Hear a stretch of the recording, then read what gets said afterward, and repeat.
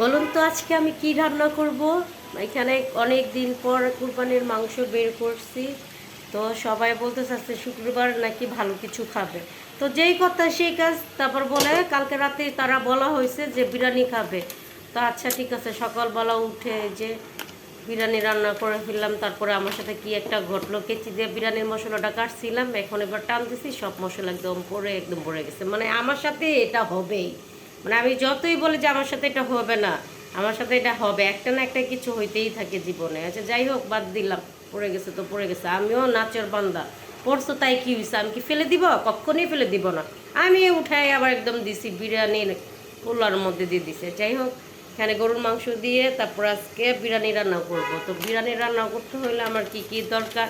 তো এখানে আমি অনেক সুন্দর করে গরুর মাংস যত মশলা, টক দই, তারপর আপনার যে বাদাম বাটা মোটা সব কিছু দিয়ে মাংস এখানে কষায় বসাই দিচ্ছি বিরিয়ানির মশলা দিয়ে, আর এখানে পোলাওটা দিয়ে বসাই দিচ্ছি, যেটা নামাজ পড়ে এসে খাবে আজকে সবাই। তো এই যেখানে পোলাওর জন্য ইয়া করে দিছি। তারপর এখানে আলু, মানে আলুর আবার যারা হয় বাঙালি আলু খাবেই, তো এই যে আলু দিয়ে দিলাম। চাইছিলাম যে আজকে আলু দিব না, এখন বলে যে না আলু দিতেই হবে। যাই হোক, 3টা আলু কেটে দিয়ে দিলাম। এখন মাংস দিয়ে দিব পোলাওর মধ্যে। তো মাংস কষানোটা অনেক সুন্দর হয়েছে, দেখলাম লবণ টবণ সব পারফেক্ট হয়েছে। তারপরে এখানে যে লেগে গেছিলো ওইটা আবার একটু দিচ্ছি, কারণ এইভাবে পানি থাকা যাবে না। গরুর বিরিয়ানি রান্না করলে পানি একদম রাখি না, আমি একদম শুকনো শুকনো করে ফেলি। আর এই তো মাংস সুন্দর করে পোলাওর চালের সাথে একদম মিশিয়ে ফেলছি। তো আজকে আমাদের আর এখানে বেরেস্তা করে রাখছে, আর এই যে কাঁচামরিচ কাঁচামরিচ এখন দিয়ে দিব। আর একটু ঝালঝালই করছে, কুরবানির মাংস না, একটু তেল তেল ভাব, একটু ঝালঝাল না করলে মজা লাগবে না বিরিয়ানিটা। তো এখানে সালাদ লেবু কেটে রাখলাম, তারপর বেরেস্তা করে রাখছি, বেরেস্তার মধ্যে একটু গুঁড়া দুধ দিয়ে তারপরে সুন্দর করে একটু উপর দিয়ে দিয়ে দিব। তো আজকের বিরিয়ানিটা খেয়ে এত মজা হয়েছে গাইস, মনে হয় যে দোকানের চেয়েও ফেল আমি, মানে দোকানের লোকের চেয়েও ভালো করছি বিরিয়ানি।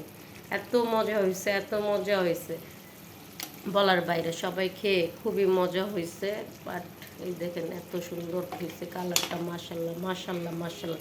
আর আমাদের এখন সবাই বিরিয়ানির লাভার, মানে সবাই, বাচ্চার থেকে বুড়া মানুষ, আগে সবাই, এভরিথিং। এমন কোনো মানুষ নাই যে বিরিয়ানি পছন্দ করে না।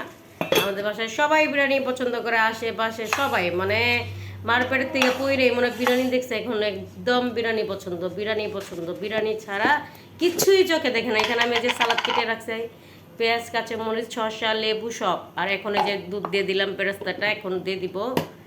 কিসের মধ্যে দিব বলুন তো? বিরিয়ানির মধ্যে দিয়ে দিব পেঁয়াজ বেরেস্তা একটু দুধ দিয়ে, মানে বাবুর্চি বাবুর্চিদের স্টাইলের মতনই আজকে রান্না করেছি বিরিয়ানিটা। তো সেটাই আপনাদের সাথে একটু শেয়ার করলাম। তো আপনারা শুক্রবার আজকে কী রান্না করছেন সেটাও কমেন্ট করে জানাবে। আমি আজকে শুধু শর্টকাট বিরিয়ানি রান্না করেছি। তো আপনারা কী রান্না করেছেন সেটাও কমেন্ট করে আমাদেরকে জানাবেন। আর এই যে আমার ফাইনাল লুক, আমি এখন এই যে বেরেস্তাটা যে এই দুধ দিয়ে যেটা মেখে রাখছি সেটা এখন দিয়ে দিব। আর এত সুন্দর হয়েছে, ঘ্রাণে পুরো ঘর ভরে গেছে। তো এই যে সব কিছু দিয়ে তারপরে একটু সব কিছু সুন্দরভাবে দিয়ে তারপরে একটু লাড়াচাড়া দিয়ে দিব। লাড়াচাড়া দিয়ে তারপরে সুন্দর করে একদম ডান, একটু লাড়াচাড়া দিয়ে। তো আজকে এই পর্যন্তই শেষ করলাম। ভালো লাগলে লাইক শেয়ার সাবস্ক্রাইব করতে ভুলবেন না। Bye bye, tata.